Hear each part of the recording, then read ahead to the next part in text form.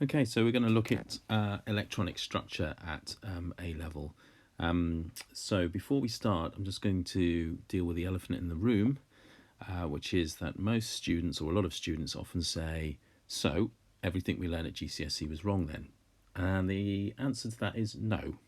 It's not wrong. It's just that we are getting a little bit more accurate, I guess, is one way of putting it. And if you were to go on and do a degree in chemistry, you would get even more accurate.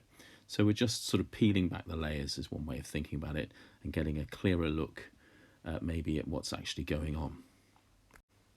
So given it's about electronic structure, what we're really considering and thinking about is where electrons are found in an atom. And that's what we're going to be looking over the course of this video, and how we might describe that, or how we might annotate that, or how we might show that in terms of particular notation. So our electronic structure is really going to break down into three parts. So we're going to have something called a principal energy level. They're going to have numbers, 1, 2, 3, 4, 5, etc. They're going to be very much like your energy levels or shells that you did at GCSE. So the first energy level, the second, the third. One of the things you might realise or remember or know from your GCSE is that in terms of electronic structure at GCSE, you only had to learn up to calcium.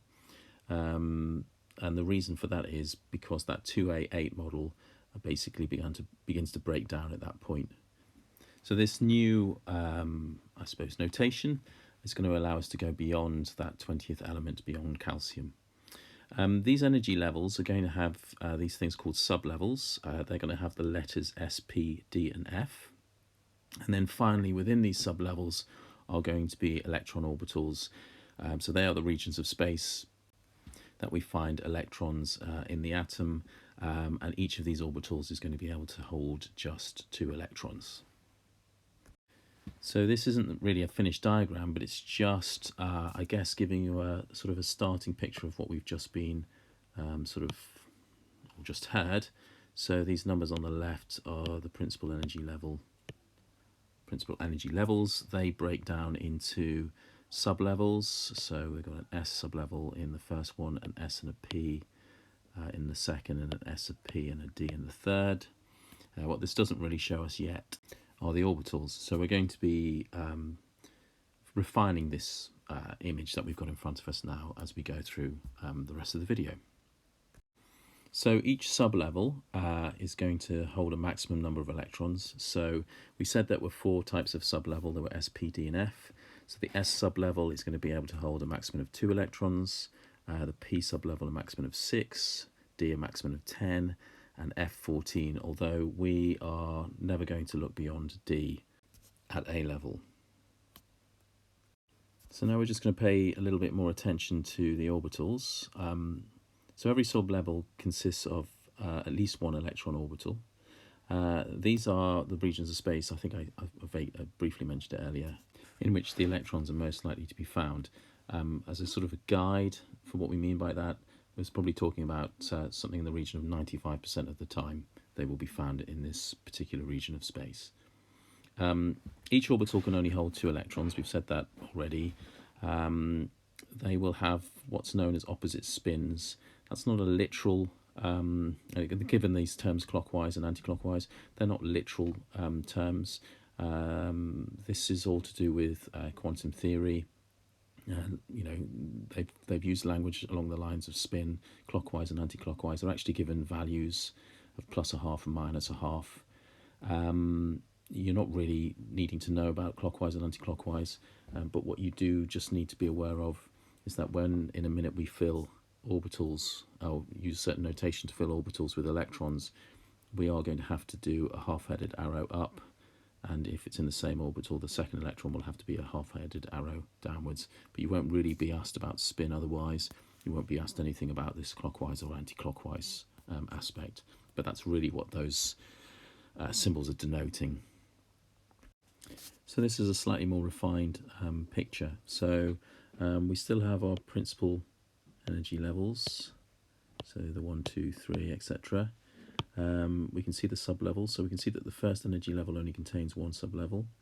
The second contains 2, and the third contains 3. And we can also see that the boxes now are going to be representing the orbitals, so each box can hold 2 electrons. So if you remember earlier, we said each S sublevel could hold 2 electrons, so S was 2 electrons.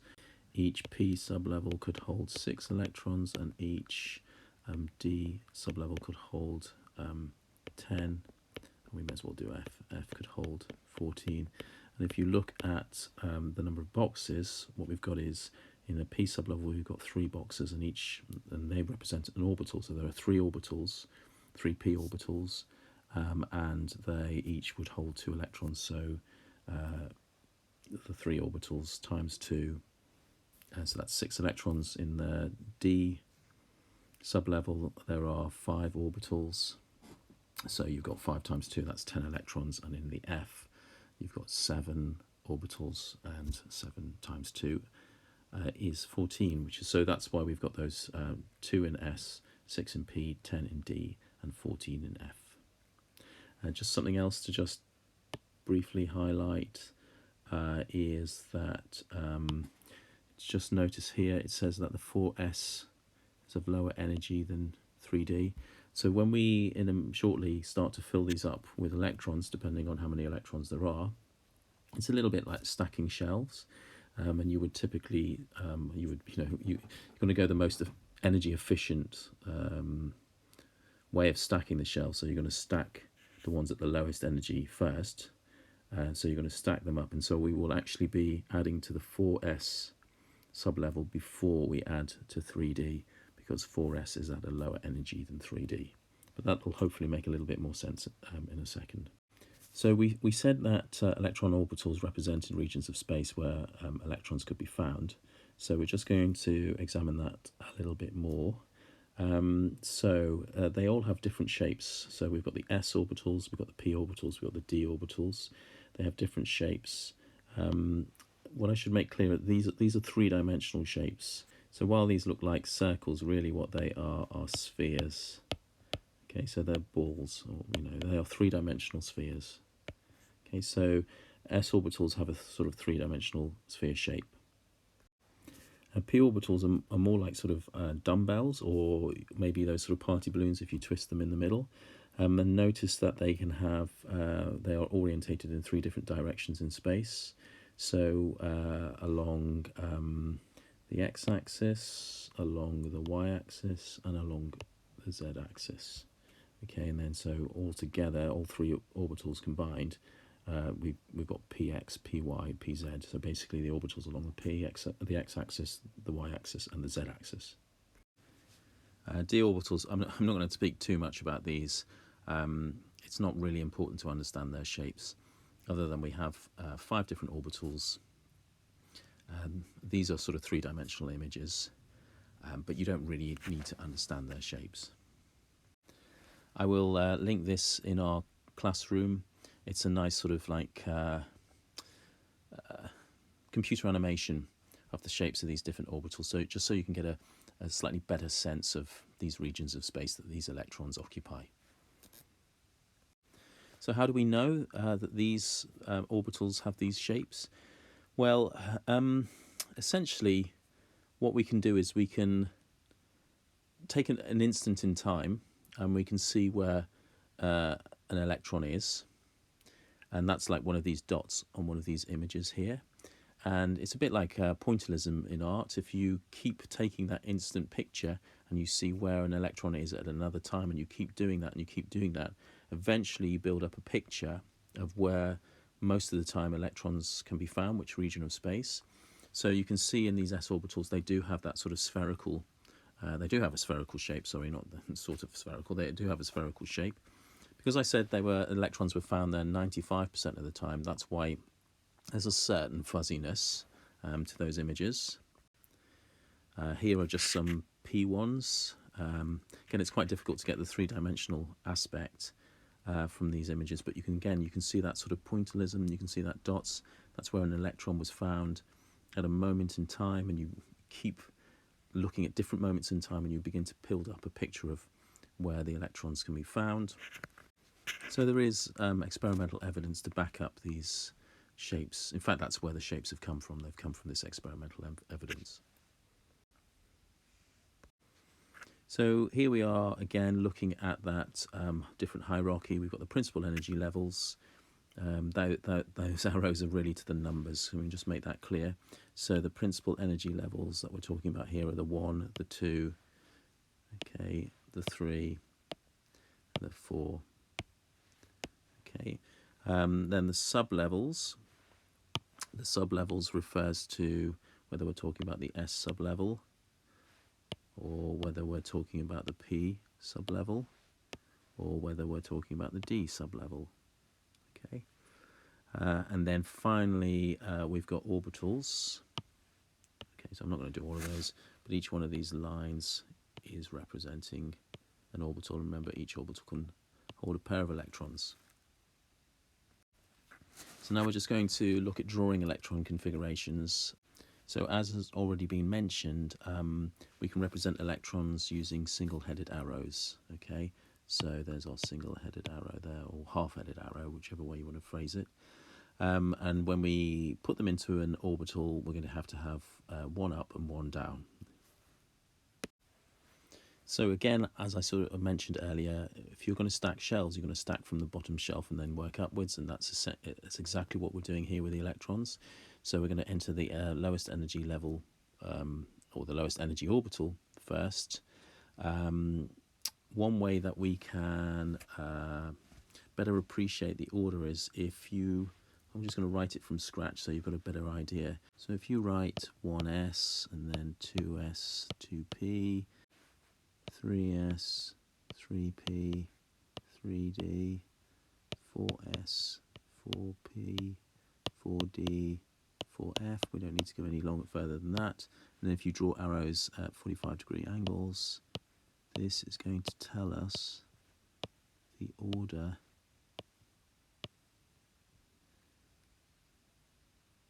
in which we fill up our energy levels. So we're going to do 1s first, then 2s, then 2p, then 3s, then 3p, then 4s, then 3d, then 4p. Okay.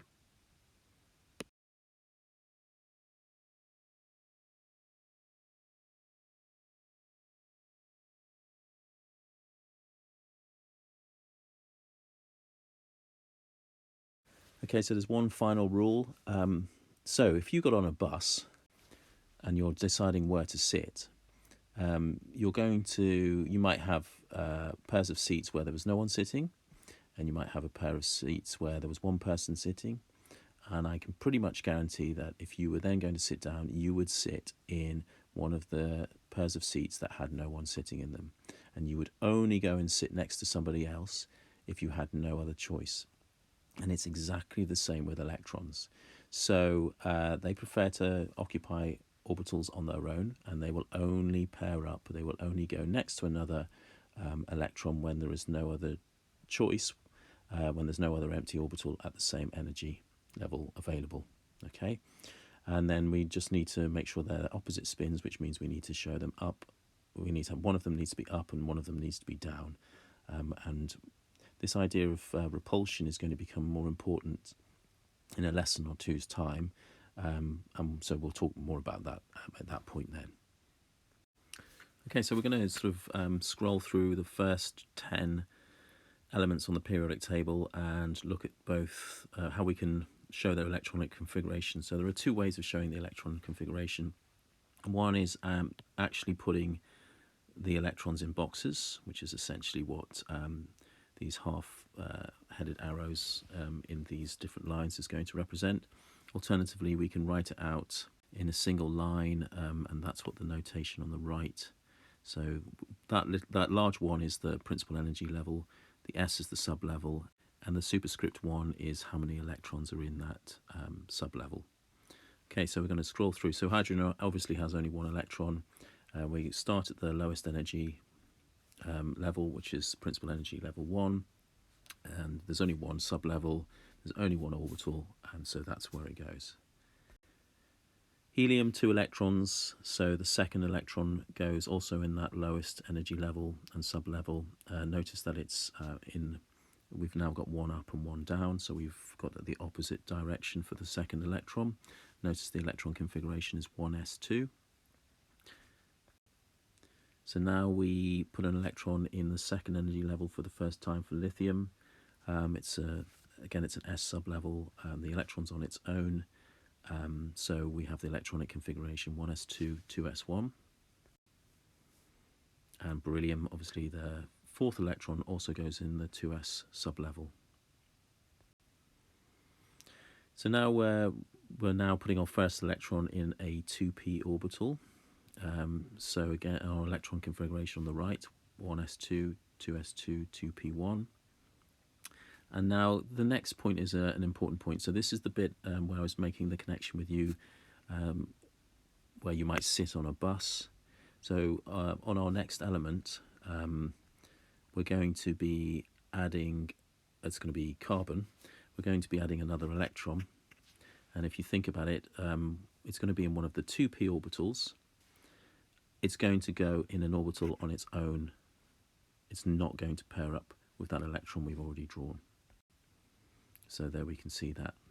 So 1s2, 2s2, 2p2, and for the next element, nitrogen, that's another electron that's going to go in a 2p orbital. It's going to go in. It's going to go in an empty orbital if there is one. There is an empty 2p orbital. So our electron's gone in that empty orbital. For our next element, it's oxygen. Now all of the orbitals have a single electron in them. Oxygen is going to require us to add another electron. It's going to go into one of the already occupied orbitals. So you can beginning to see, be able to put a picture, and then I scroll through to fluorine, and then I scroll through to neon. So hopefully that's making sense, and notice how the electron configuration on the right, the way that we can just write it out on in a sort of single line, matches what we've done with our electrons in boxes. The only thing that you can't tell from writing out in a single line is you can't, well, it was impossible to tell that the electrons for nitrogen were all in separate 2p orbitals, and it was also impossible to tell the up-down bit. So it's not as complete a picture, but it's a much easier way of presenting the information. So you may have noticed something a little bit like this a little earlier. So the periodic table can be divided into blocks. So we've got the S block, groups 1 and 2.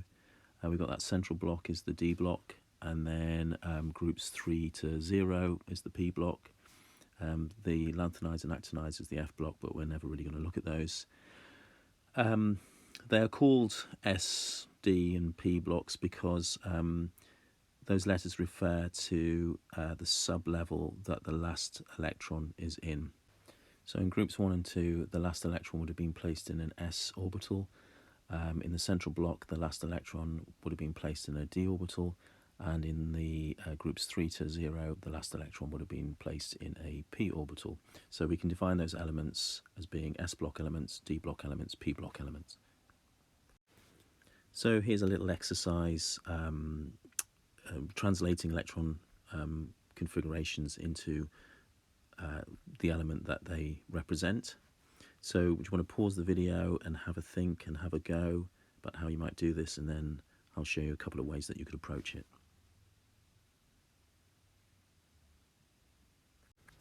Okay, so if you know these are atoms, you know that the number of electrons will equal the number of protons. So one thing that we could do is that we could add up all of the electrons. So in A, we've got 11 electrons, and we would deduce that therefore it had 11 protons, therefore it had an atomic number of 11, and so we could look on the periodic table and see that it was sodium. Something else we could have done is we know that the final electron added was an S electron, so we know it's an S block. We know that there's only one electron in that final sub-level, so we know it's in group 1. And we know that it's the third principal energy level, so it would be the third row down, so that would be another way of deducing it was sodium. If we look at the second one, 10 electrons, so 10 protons, so an atomic number of 10, so neon, but also that we could see that it's in the p block, and it's 6 electrons in the p block, so it's a full second energy, principal energy level. So it's a group 0 element in row 2 because it's principal energy level 2, so it's neon. And then if we look at the third one, we can count all the electrons there, so 18, 20, 25, and then we could say, well, there's 25 protons, an atomic number of 25, therefore the element is manganese. And notice also it's a D block element, so it's in that central block. There are two anomalies, or anomalous electron configurations, that we need to be aware of. These are actually classic, they're classic elements that they bring up in exams because they don't fit the pattern and people often get caught out. So the first is chromium, and if you look at what it actually is, what we're really focusing on is the last 6 electrons. The reality is that the S sublevel does not fill up. So if I just write the orbitals, I'm just going to have them all on the same line, just for ease, but this is 4s and these 5 are 3d. What the 4s1 3d5 configuration gives us is it means that every electron is on its own, and the energy, the difference in energy between 4s and 3d is really, really small. So there is this is energetically more favourable. It says a more stable arrangement. That's typically to do with favourability energy-wise. So having every having every orbital half full is a more stable arrangement than the one that we might have predicted, which was the 4s2 3d4. The second anomaly is copper, and it's a similar-ish reason. So again, if I just draw the orbitals all with the same energy, no, not really at the same energy, but just for the purpose of this. Okay, and then I've got 1 there. So what we get is all of the D orbitals are paired up, and that again is a more stable arrangement. Okay, it's a bit excessive, that arrow there. Okay, so more stable arrangement. So when it comes to ions, just like at GCSE, you remove the outermost electron. That's what we do here as well. So if we were looking at the electron configuration of sodium, it's 1s2, 2s2, 2p6, 3s1, and the sodium ion is the removal of the outermost electron. So we end up with a 1s2, 2s2, 2p6 electron configuration, which is a noble gas electron configuration. It's the electron configuration of neon. So the principle is the same as what you did at GCSE. And of course, with negative ions, you gain electrons. So if we look at oxygen, has a electron configuration of 1s2, 2s2, 2p4. To have a noble gas electronic configuration, we have to add 2 electrons. We get 1s2, 2s2, 2p6, again the same as neon. And one little interesting thing is when species, and this word species is going to crop up a lot in A-level chemistry, because it's referring to a chemical substance, but it's not giving you all of the information about it. So we can refer to a molecule as a chemical species, an ion as a chemical species, and sometimes in exam questions they want to use the word species because they don't want to give you any clues. But here we're just talking about something, a chemical substance with the same electronic structure, and they are described as being isoelectronic. So if you look at our sodium ion, so that's 1s2, 2s2, 2p6, that is isoelectronic with our oxide ion, which also has the same electronic configuration. Now that word, or prefix there, sorry, not word, that prefix there, iso, just basically means the same. And you've come across this in maths with isosceles triangles, and that's because it's a triangle with two sides that are the same. So the last thing for us to just consider are transition metal ions. Now, okay, so this is a slightly weird thing. So as you were determining the electron configurations, you were filling up in the order 1s, and then 2s, then 2p, then 3s, then 3p, then 4s, and then 3d. Okay, but when it comes to transition metal ions, you're actually removing the 4s electrons first. So our titanium electron configuration is 1s2, 2s2, 2p6, 3s2, 3p6. Then we might have written 4s2, 3d2, and that's fine. That would be a correct electron configuration. For the purpose of this exercise, just swapped around the 3d and the 4s, because once they're occupied, 4s actually moves to a higher energy than 3d. But you can actually write it either the 3d2, 4s2, or 4s2, 3d2. It doesn't matter. But then when we're thinking about the formation of the ion, we are removing the 4s electrons first. So titanium 2 plus is going to be have an electron configuration of 1s2, 2s2, 2p6, 3s2, 3p6, 3d2. So we have lost the two 4s electrons. If we look at chromium, chromium has the electron configuration. Remember, that was one of the anomalies as well, by the way. 1s2, 2s2, 2p6, 3s2, 3p6. We could have then written 4s1, 3d5. Here we've written it as 3d5, 4s1. Both of those are equally correct. If we are looking at the chromium 3 plus ion, we have to remove 3 electrons. The first electron we will remove is the 4s electron, and then we will remove 2 3d electrons. So that's just something to bear in mind when we're considering transition metal ions.